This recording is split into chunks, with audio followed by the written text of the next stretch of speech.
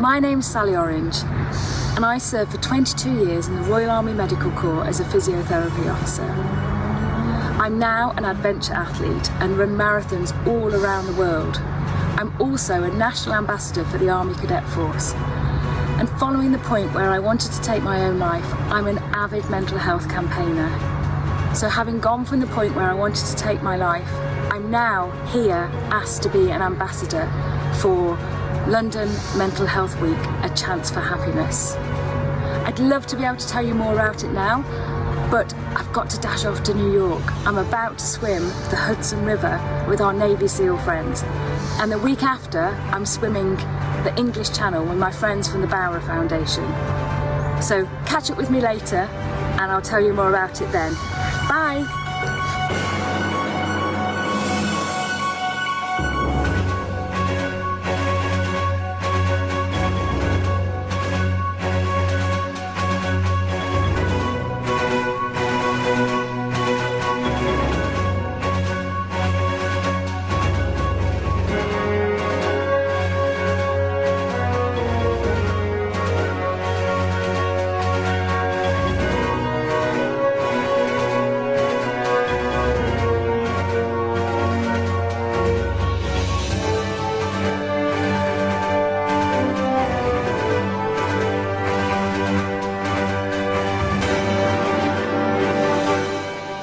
So, thank you for joining us here today in this lovely setting at the Westminster Chapel.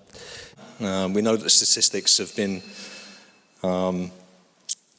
stable, I suppose, in some respects over the last couple of years, but that doesn't mean that the figures are low. You know, over 5,000 people in the United Kingdom annually taking their own lives, and of course we know that 3/4 of that is male suicide. So much more needs to be done to raise awareness of that and try and help people that are out there that are looking for help.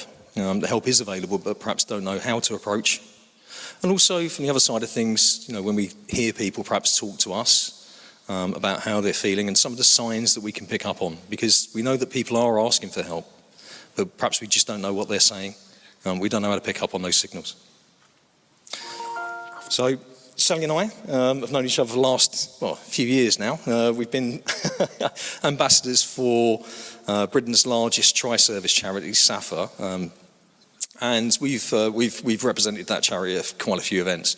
And Sally, I won't talk about Sally too much. She can introduce herself, but I think out of all the people here, I think the amount of effort, sheer physical effort, put in to do much more to raise the understanding of mental illness and to talk about suicide prevention, suicide prevention. I think she's probably one of the strongest people I know and one of the people that's put the most effort in that I absolutely know. Thank you, Tom. And yes, thank you as well, everybody else, for being here as well on World Mental Health Day, as Tom said, in this incredible setting. My name is Sally Orange, which is why I'm stood here dressed as a slice of orange, because I'm sure you're probably thinking, what on earth is she dressed as an orange for, and what has that got to do with mental health? So Tom and I both served in the armed forces. We're both in the army, and I was 22 years as a physiotherapist.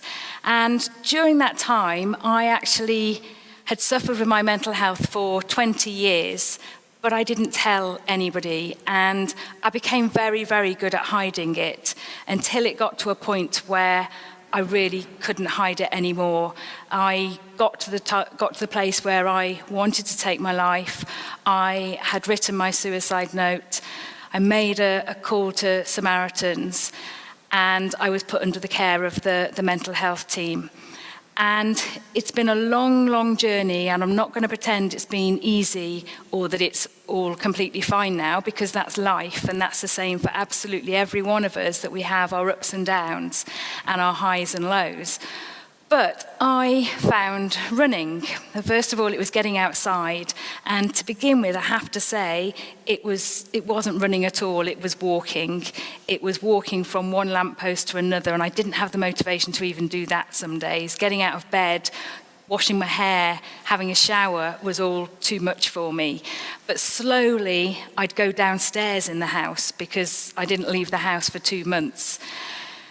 Anyway, moving forward, I decided that I would run a marathon, and I did it dressed as a slice of orange because my surname's Orange, and got the Guinness World Record for the fastest marathon dressed as a piece of fruit.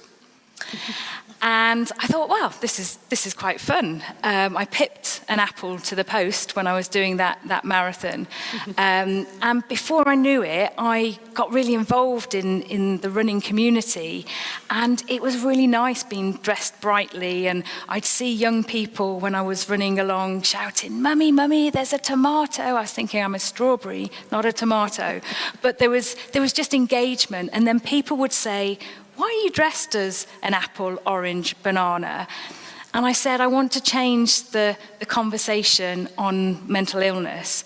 And more often than not, whoever had asked me that question would say, "I'm struggling," or "I know someone who's struggling." And it just really, really subtly starts that conversation. So I've gone on now to do over 80 marathons. And I did actually, after about 50 marathons, someone said to me, "You are completely nuts." And I thought, what a great idea. So I got a nut costume, and I had a sign on me that said, "Nuts about mental health, together we can crack it," and got the Guinness World Record for the fastest marathon dressed as a nut. Obviously, the pandemic hit, and I had another great idea, 3 years to this day, that I'd run a marathon in the London Eye.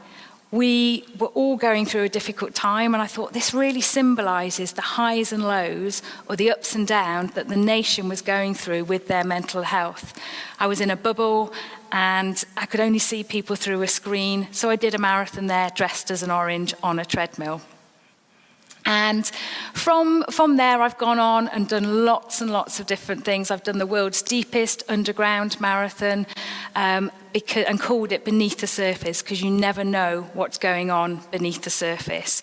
So I've used sport and the power of sport really to engage and to raise awareness in just a slightly different and fun way. So we all do things in different ways. It really works well with young people in particular, just talking about fruit, and who would think that fruit could end up doing that. But really, I just wanted to share that with you to show that there is hope. And for me, hope actually stands on for hold on, pain ends. So that's a very quick introduction. We've got some fantastic speakers here and the presence this afternoon. So whether you're online or here in the Westminster Chapel, I hope you all have a great evening.